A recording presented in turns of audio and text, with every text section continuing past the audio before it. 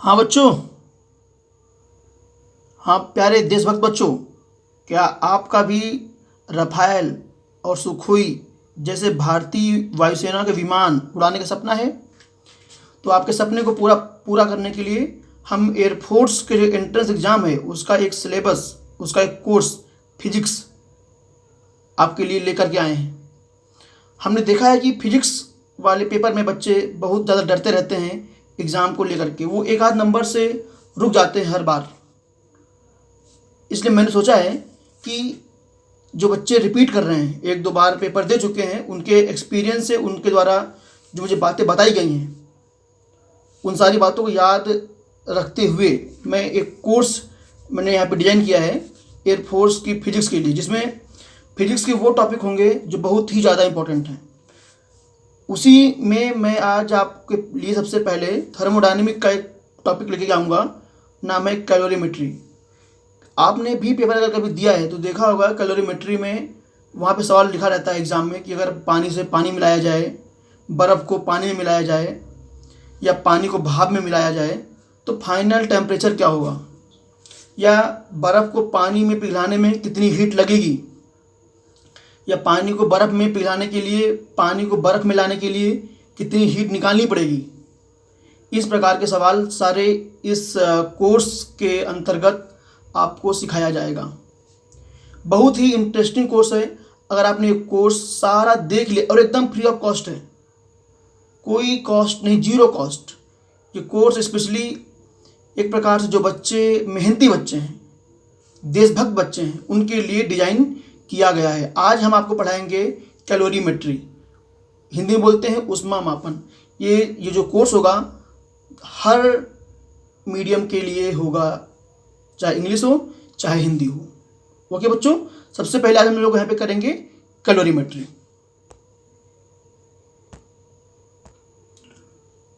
तो बेटा कैलोरीमेट्री में हम कॉन्सेप्ट पढ़ेंगे बहुत जल्दी जल्दी, क्योंकि हमें इस पर न्यूमेरिकल का पार्ट करना है और जो कॉन्सेप्चुअल क्वेश्चन बनेंगे उनको देखना है। थ्योरी पे ज़्यादा टाइम पास नहीं करना है, जो काम की थ्योरी है उसी को साथ में लेकर के बैठा के दिमाग में आगे बढ़ना है। सबसे पहली बात यहाँ पे हीट के बारे में, जो हीट की यूनिट है बेटा, सवाल कई बार यहाँ से बनता है। हमने यहाँ पे लिख रखा है ऑलरेडी, SI यूनिट जूल होता है, CGS अर्ग होता है, कैलोरी किलो कैलोरी, एक है ब्रिटिश थर्मल यूनिट। अब पूछते हैं कि एक कैलोरी में कितना जूल होता है। एक कैलोरी में 4.2 जूल होता है, और एक ब्रिटिश थर्मल में 252 कैलोरी होता है। बढ़िया, अच्छी बात है, वेरी गुड।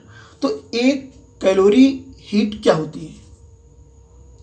एक कैलोरी हीट पानी के 1 ग्राम का टेम्परेचर 14.5 डिग्री सेल्सियस से 15.5 डिग्री सेल्सियस तक इंक्रीज करने में जितना हीट लगता है उसे बोलते हैं 1 कैलोरी। अब बात करते हैं ब्रिटिश थर्मल यूनिट पे, BTU। ये होता है कि वाटर के एक पाउंड मास का टेम्परेचर 63 डिग्री फ़ारेनहाइट से 64 डिग्री फ़ारेनहाइट तक इंक्रीज करने में जितनी हीट लगेगी उसे बोलेंगे 1 ब्रिटिश थर्मल यूनिट। ठीक है बच्चों, तो ये तो इसकी कुछ यूनिट है। यहाँ पे सवाल अभी 1 साल पहले आया था कि कैलोरी का डायमेंशन फार्मूला क्या होता है। बच्चे कंफ्यूज कि कभी उन्होंने इसको पढ़ा ही नहीं कि इसका भाई क्या होता है डायमेंशन। आपने पढ़ा है, कैलोरी वर्क के इक्वल होगा यूनिट, सेम आएगा डायमेंशन, यानी कि कैलोरी का डायमेंशन आएगा ml² T-2। ठीक है बच्चे। अब अगला टर्म यहाँ पे जो हमारे पास आने वाला है उसका नाम है स्पेसिफिक। ये बच्चों स्पेसिफिक हीट को 2 हमने पार्ट्स में बांटा है, ग्राम स्पेसिफिक हीट और मोलर स्पेसिफिक हीट। सबसे पहले हम बात करेंगे ग्राम स्पेसिफिक हीट के बारे में, जिसे हिंदी में बोलते हैं ग्राम विशिष्ट ऊष्मा। ये क्या होता है बेटा? किसी सब्सटेंस के 1 ग्राम का टेम्परेचर 1 डिग्री सेल्सियस या 1 केल्विन चेंज करने में जितनी हीट लगेगी उसे बोलेंगे ग्राम स्पेसिफिक हीट। सिंबल इसका स्मॉल सी होता है, ये बनता है small C equal to Q upon M delta theta. तो ध्यान रहे बेटा, ये जो C equal to Q upon M delta theta है, स्मॉल सी यहाँ पर ग्राम स्पेसिफिक हीट को रिप्रेजेंट करता है और एम उस सब्सटेंस के मास को, डेल्टा थीटा टेम्परेचर में चेंज जो आपने किया। यहाँ से जो बनेगा स्पेसिफिक हीट का डायमेंशन फॉर्मूला यूनिट, वो आप सारा निकाल दोगे।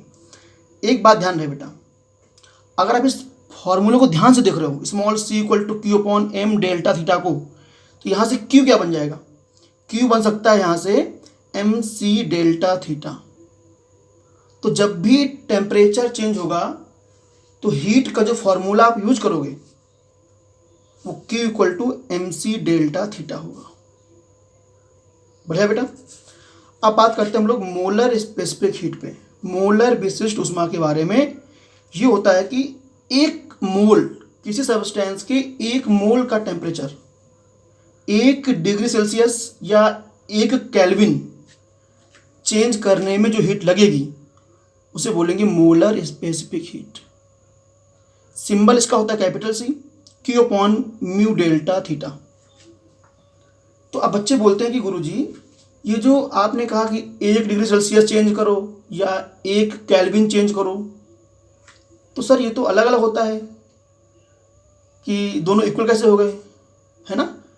तो बेटा जब भी टेम्परेचर चेंज की बात आती है, चेंज की बात, तब डिग्री सेल्सियस स्केल का चेंज हो या केल्विन स्केल का चेंज हो वो सेम होता है। हम इसके बारे में बात करेंगे आगे के लेक्चर में।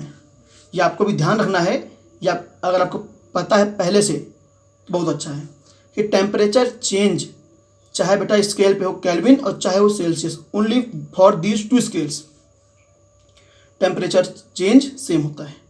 ओके बच्चों। हाँ, अब हम लोग यहाँ पे अगली बात करते हैं जो एग्जाम के पॉइंट ऑफ व्यू से कि स्मॉल सी और कैपिटल सी में क्या रिलेशन होता है। तो उसको आप देखिए बेटा, हम लोग लिखेंगे कैपिटल सी का formula Q upon mu delta theta, और म्यू की वैल्यू पुट करेंगे, मास अपॉन मॉलिक्यूलर मास।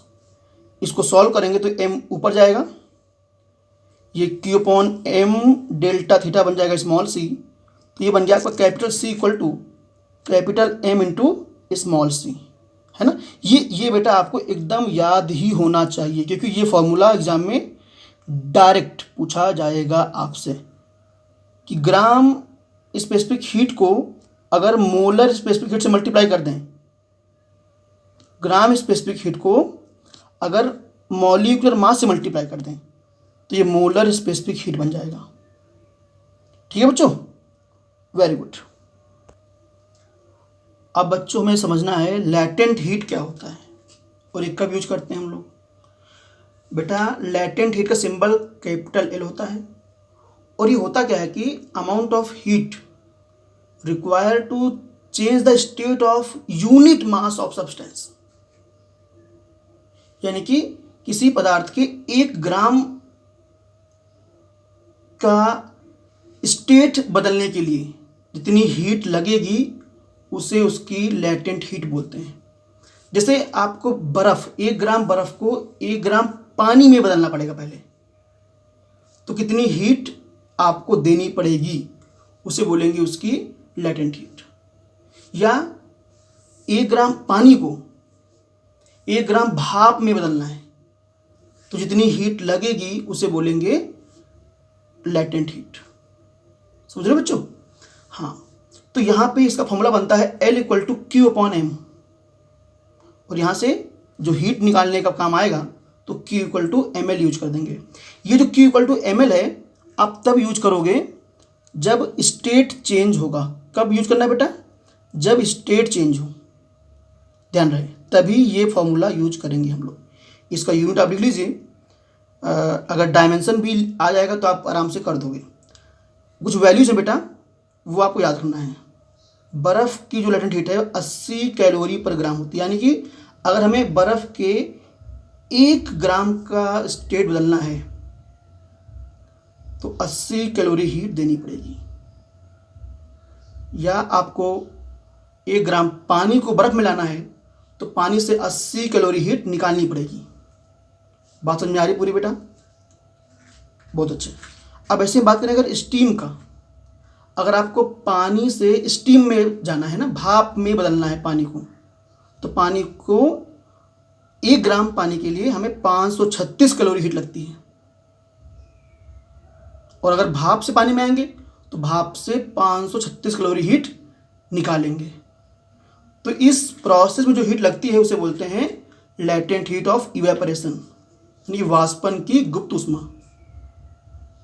तो जब भी पानी से भाप में जाओगे या भाप से पानी में आओगे तो L का वैल्यू आप 536 या 540 यूज करोगे बेटा।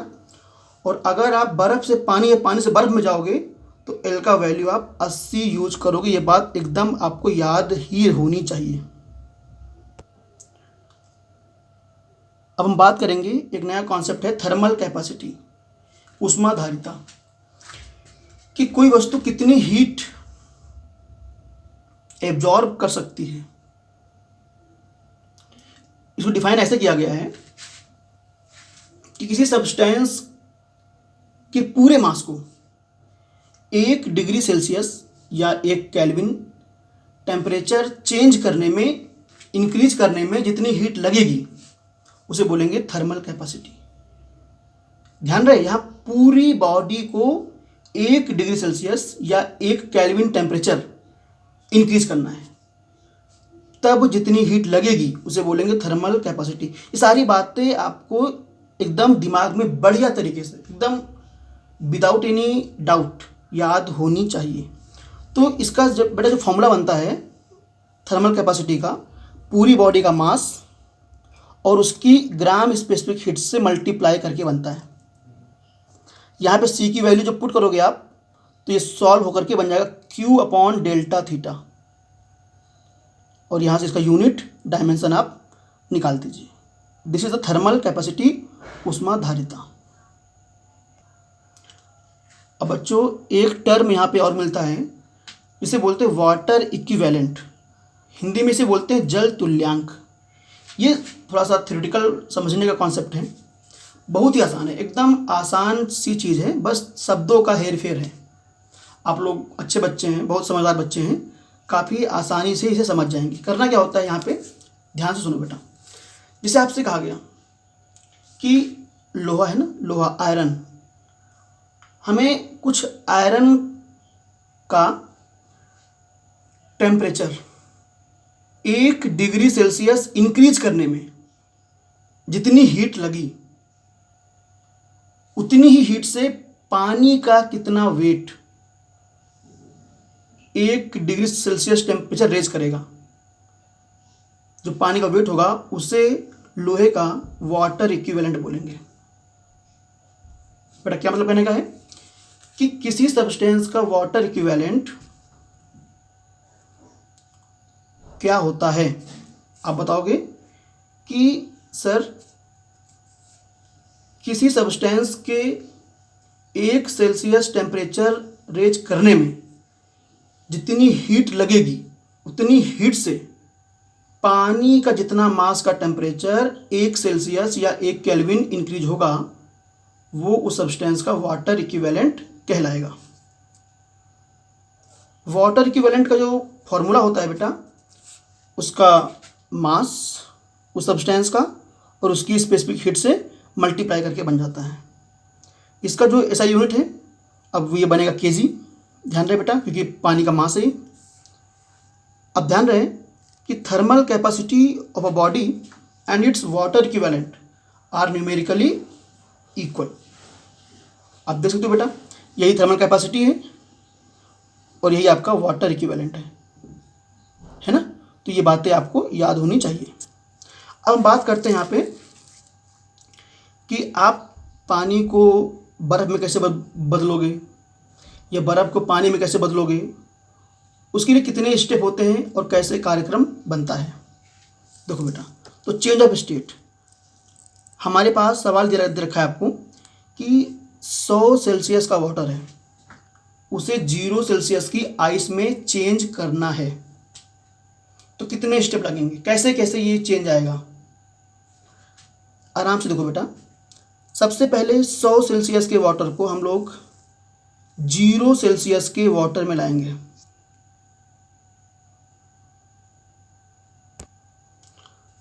सबसे पहले 100 सेल्सियस के वाटर को 0 सेल्सियस की वाटर में लाओगे तो यहाँ पे क्या हो रहा है, टेम्परेचर चेंज हो रहा है। तो यहाँ पे हमें हीट पानी से निकालनी पड़ेगी बेटा।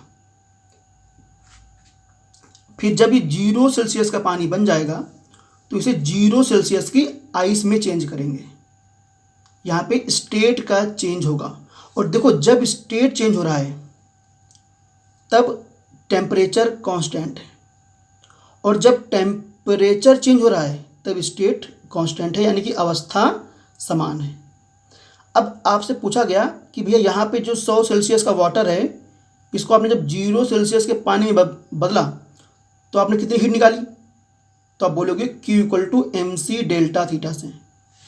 यहाँ पे बेटा हीट आप निकालोगे, फॉर्मूला उसका होगा Q = mc डेल्टा थीटा, है ना।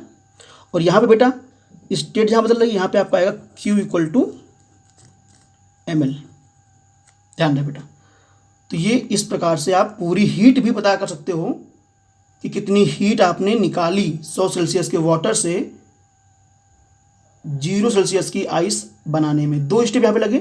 पहले पानी जिस ताप का था वो 0 सेल्सियस का पानी बनेगा, फिर वो 0 सेल्सियस का पानी 0 सेल्सियस की आइस में कन्वर्ट होगा। अब बच्चों बताओ, अगर -5 डिग्री सेल्सियस की आइस है तो इसको तुम 100 डिग्री सेल्सियस के पानी में कैसे बदलोगे? ज़रा सोचो अपने आप से बेटा। सबसे पहला काम होगा कि आइस -5 पे है ना, तो आप डायरेक्ट 100 के पानी पे नहीं पहुंच पाओगे। ध्यान रहे बेटा, पहले लाओगे आइस एट 0 डिग्री सेल्सियस की। अब जब यहाँ पे हुआ टेम्परेचर चेंज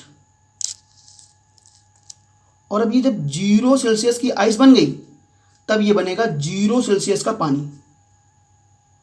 यहाँ पे स्टेट चेंज होगी। अब 0 सेल्सियस का पानी आप गर्म करोगे तो 100 सेल्सियस के पानी में बदलेगा। यहाँ पे टेम्परेचर चेंज होगा। जहाँ पे टेम्परेचर चेंज होगा वहाँ पे Q = mc डेल्टा थीटा लगाओगे। जहाँ स्टेट बदलेगी वहाँ Q = ml यूज करोगे। ध्यान रहे, बात एकदम दिमाग से खेलो बेटा। नेक्स्ट यहाँ पे सवाल है बेटा हमारे पास और है कि -10 सेल्सियस की आइस है, उसको स्टीम में कैसे बदलोगे? तो बड़ा आसान बेटा काम है। सबसे पहले क्या करेंगे हम लोग यहाँ पे कि जो आइस है -10 की उसको लाएंगे 0 सेल्सियस की आइस में, फिर 0 सेल्सियस की आइस को 0 सेल्सियस के पानी में चेंज करेंगे। अब उस पानी को गर्म करेंगे हम लोग तो ये बनेगा 100 सेल्सियस का पानी। अब 100 सेल्सियस के पानी को और गर्म करोगे तो ये बनेगा 100 सेल्सियस की भाप। तो देखो -10 सेल्सियस की आइस को भाप में बदलने के लिए आपको 1 2 3 4 स्टेप लगे बेटा। ये स्टेप आप याद रखो। कभी कभी आपसे पूछ लेगा कि बताओ -10 सेल्सियस की आइस को 100 सेल्सियस की भाप में बदलने के लिए कितनी हीट देनी पड़ी, तो आपको कैलकुलेट करना पड़ेगा। ठीक है बच्चों, ओके। अब देखो बेटा ये एक सवाल लिखा हुआ है आपके पास कि अगर आपके पास 100 ग्राम 0 सेल्सियस का पानी है तो उसे 30 सेल्सियस के पानी तक ले जाने में कितनी हीट देनी पड़ेगी। तो अब हीट कितनी देनी पड़ेगी, तो यानी कि हमें Q निकालना है। अब Q के लिए कौन सा फॉर्मूला आप यूज करोगे? यहाँ पे क्या हो रहा है, टेम्परेचर चेंज हो रहा है, तो मतलब आप लगाओगे Q = mc डेल्टा थीटा। अब यहाँ पे mc सारी वैल्यू पुट करोगे आपका आंसर आ जाएगा, है ना बेटा। तो कितना m है, 100 ग्राम m है। पानी का C हमने आपको पहले लिखाया था 1 कैलोरी पर ग्राम होता है सेल्सियस। और डेल्टा थीटा टेम्परेचर चेंज कहाँ तक जाना है, 0 से 30, तो 30 - 0 आप बेटा मल्टीप्लाई करोगे 3000 कैलोरी हीट आपको देनी पड़ेगी। ओके बच्चों, एक सवाल और है। आइस है 10 ग्राम -5 सेल्सियस की, इसे हमें बदलना है आइस एट 0 सेल्सियस पे, तो कितनी हीट देनी पड़ेगी? आप लोग आराम से कर लोगे इसे, केवल टेम्परेचर बदल रहा है। तो Q equal to MC delta theta, ये बेटा M हो गया 100 ग्राम, C बर्फ़ का होता है 1/2, और डेल्टा थीटा -5 से 0 पे गए तो 0 माइनस -5 यानी कि +5 का चेंज आपका आएगा। मल्टीप्लाई करके 250 कैलोरी आ गया। एक सवाल बेटा यहाँ पे और है, ये 20 ग्राम 0 सेल्सियस की आइस है, इसे हमें बदलना है वाटर में एट 0 सेल्सियस पे। तो यहाँ पे अब बताओ क्या हो रहा है, यहाँ पे टेम्परेचर सेम है, स्टेट बदल गई बेटा, और इस कंडीशन में हम लोग लगाते हैं formula Q equal to ml। तो ये तो एकदम बेसिक कॉन्सेप्ट वाले सवाल हैं, हीट कितनी लगेगी सब्सटेंस को बदलने में, टेम्परेचर बदलने में, स्टेट बदलने में।